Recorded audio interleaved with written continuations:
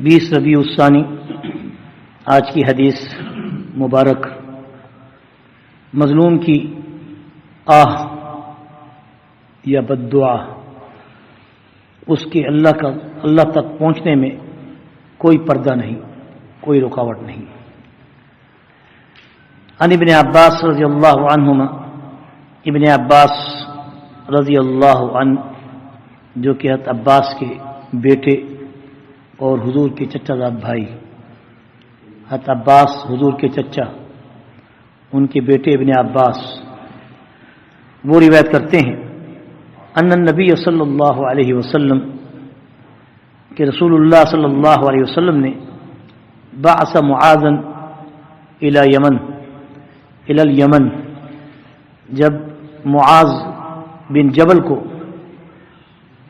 آپ نے اپنی زندگی میں جب یمن کا گورنر بنا کر بھیجا، اور معاذ بن جبل اس گورنری کے عہدے کو قبول نہیں کر رہے تھے،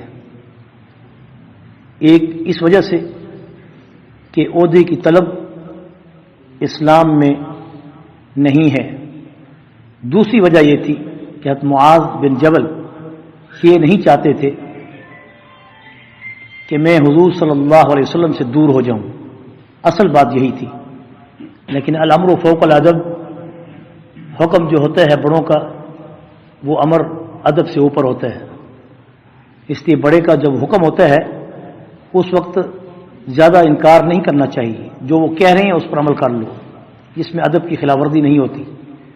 تو معاذ بن جبل نے رسول اللہ کی بات کو تسلیم کرتے ہوئے حامی بھر لی۔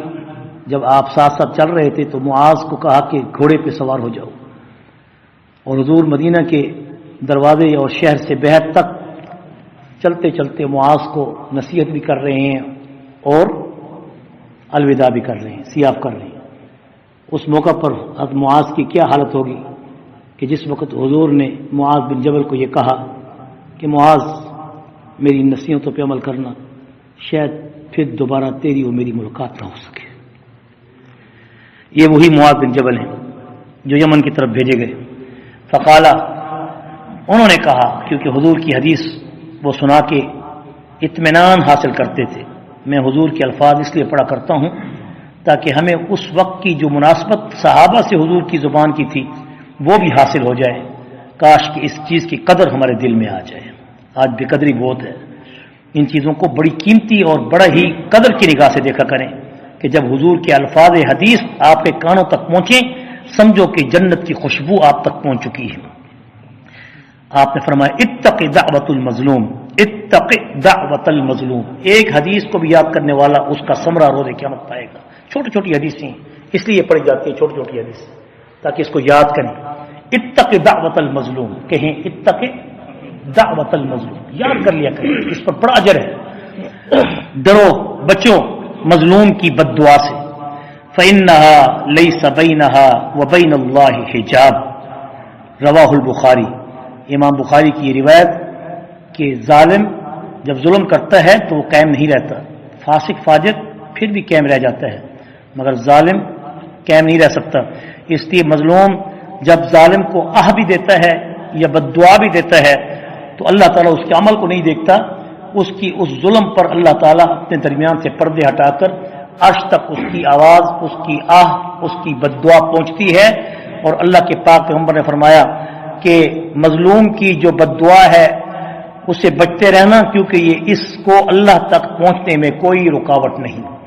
اللہ تعالیٰ سے دعا ہے کہ اللہ تعالیٰ ہر قسم کے ظلم سے بچائے اور ظلم کرنے سے بچائے، اور اللہ تعالیٰ مظلوم اور مظلوم کی آہ سے بھی بچائے۔ ربنا آتنا فی الدنیا حسنہ وفی الآخرۃ حسنۃ وقنا عذاب النار وادخلنا الجنة مع الأبرار یا عزیز یا غفار یا رب العالمین۔ وصلی اللہ تعالی علی خیر خلقہ محمد وآلہ وأصحابہ اجمعین برحمتک یا ارحم الراحمین۔ آمین۔